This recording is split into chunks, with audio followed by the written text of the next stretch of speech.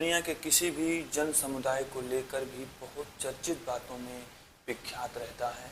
परंतु आज हम जिस अवस्था जिस काल में जी रहे हैं, उस काल और अवस्था को लेकर अगर हम भविष्य में जी रहे होंगे तो हम बुनियादी तौर पर बिल्कुल गलत हैं।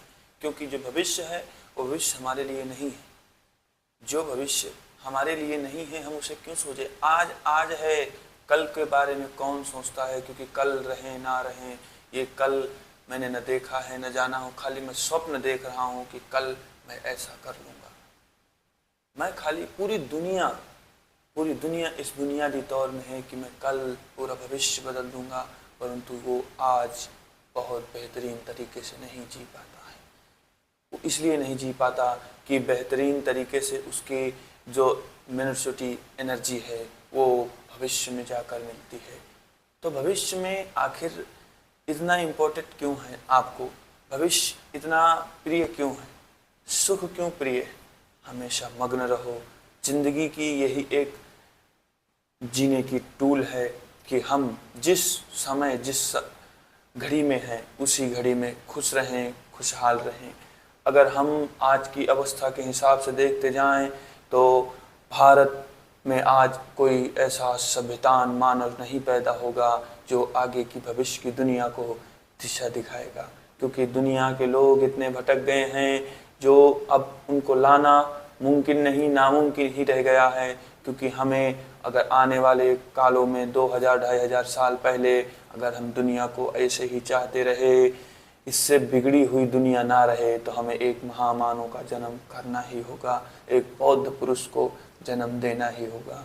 क्योंकि जो बौद्ध पुरुष जन्म लेकर वो जो सीख दे के जाता है वही इस सृष्टि के नियम के आधार पे लोग उसके विचरण करते हैं। क्योंकि जो महान व्यक्ति होते हैं वो जिस राह पे चलते हैं, जिस घड़ी पे चलते हैं, जिस धर्म पे चलते हैं, जिस मानवता पे चलते हैं, जिस समाज पे चलते हैं, उसी तौर पे समाज, व्यक्ति, देश, सम्राट सब कुछ चलता है। तो हम आने वाली पीढ़ियों में अगर हम वो चीज़ नहीं ला सके तो हमें मनुष्य कहलाने का कोई अधिकार नहीं रहा।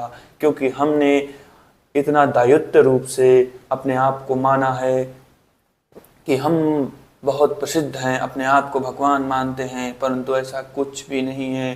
क्योंकि आप हो, आप अपने आप को इतना कंफर्टेबल, अपने आप को इतना महान बनाने की कोशिश करो। क्योंकि ना तुमसे विशेष महावीर रहे, ना तुमसे विशेष बुद्ध रहे, ना तुमसे विशेष जैन रहे, ना तुमसे विशेष भगवान श्री कृष्ण रहे, ना भगवान राम रहे। तुम भी उतनी ही भी तुम्हारी भी उतनी गरिमा है जितने तुम्हारे भगवानों की है। परंतु हम अपने आप को छोटा समझकर उनको पूजते हैं। अच्छी बात है, पूजने से किसी के चरित्र को जानने से कोई भय नहीं, कोई जानकारी नहीं। परंतु हमें जानकारी ये है कि हम जिसके टूल, जिसके नियम, जिसके धर्म, जिसकी संस्कृति को मानते हैं, उसकी संस्कृति को बरकरार रखना हमारा परम धर्म होता है। परंतु आने वाले काल में अगर हमने किसी महान व्यक्ति को जन्म नहीं दिया तो ये पूरी दुनिया ऐसी खाई में जा गिरेगी जहाँ कोई उनको रोशनी देने लायक नहीं रहेगा। तो मेरी बात यही रही है कि हम अपने आप को इतना ही अपने आप में ही जानने की कोशिश करो कि हम क्या हैं क्या नहीं हैं। हमें परमेश्वर ने कितनी विधि, कितने नियमों, कितने वैज्ञानिक टूलों से बनाया है। हम इस चीज़ को बिल्कुल ही मान कर रखें कि हम कितने ही विशेष हैं पृथ्वी के लिए, और पृथ्वी हमारे लिए कितना विशेष है। तो हमारा कहना यही है कि अपने आप में अपने आप को इतना जानो, इतना प्रण अवश्य ले लो कि मैं जब तक अपने आप को नहीं जान जाऊंगा तब तक मेरी अर्थी मेरे घर से उठेगी नहीं। ये दुनिया के बुनियादी तौर पे कभी नहीं रखना, क्योंकि हम जिस काल जिस समय में जी रहे हैं आगे क्या हो जाएगा कोई नहीं जानता। ये हमेशा ध्यान रखो। अगर हम अपने बौद्धिक धर्म, अपने सम्राट, अपने देश को संभालना चाहते हैं, किसी देश को अपने गुलाम नहीं करना चाहते हैं, तो हमें एक सम्राट, एक बौद्ध को जन्म देना ही होगा हमारे बीच, जो हमारे रोशनी के दिए को विख्यात करे। और अगर रोशनी के दिए को विख्यात नहीं करेंगे तो हमारा देश ऐसी खाई में जा गिरेगा कि कभी किसी को वहाँ से निकल जाने का कोई अवसर प्रदान नहीं होगा। हम कितने भी जत्न, कितने भी शिवालय, कितने भी गिरजे, कितने भी चर्च में, कितने भी मस्जिद में नमाज अदा कर लें, दुआ कर लें, परंतु हमें कुछ मिलने वाला नहीं है। ये हमेशा याद रखें। और जाते समय यही कहना चाहूँगा कि हम जिस समय, जिस घड़ी में जी रहे हैं, कभी भी ऊपर जाकर देखना कि आसमान में मौसम आते हैं, मौसम जाते हैं, घड़ियाँ गईं, समय गए, दिन गुजर गए, सुबह हो गई, कितने हजारों सूर गए, हजारों सूर बूढ़ गए, परंतु हमारी जो समाज की व्यक्तित्वता है उसी तरह बनी रही। हम परंतु नहीं बदले। कितने काल बीत गए, कितने लोग यहाँ से चले गए, कितने लोग दर्शनीय हो गए, कितने लोग बौद्ध हो गए, कितने लोग परमेश्वर से मिल गए।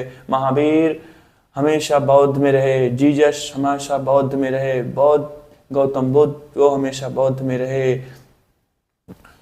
भगवान श्री कृष्ण वो हमेशा बौद्ध में रहे, श्री रामचंद्र जी वो हमेशा बौद्ध में रहे। ऐसा इसलिए है क्योंकि जो शांति अंदर है वो बाहर नहीं मिल सकती, क्योंकि बाहर है कोलाहट, बाहर है शोर, बाहर है चिलचिलाहट, बाहर जो शोर है वो अंदर नहीं है, अंदर परम शांति है। इसलिए मेरा अनुरोध है कि ध्यान की ऐसी पंखुड़ियाँ निकालो अपने आप से, अपने आप को कहो कि हम ध्यान में इतना मग्न हो जाएंगे कि किसी को नहीं जानेंगे। अपने आप को इतना ही कंफर्टेबल समझो कि हम ध्यान से ही परमेश्वर को पाकर रहेंगे, पाकर रहेंगे, पाकर रहेंगे। अगर आपको वीडियो में कुछ ज्ञान आई हो तो कुछ कर कर दिखाने का, देश को संभालने का कोई रोशनी पैदा करो, यही उम्मीद है, यही भारत का भविष्य है। भारत के भविष्य के लिए मेरी तरफ से आप सबको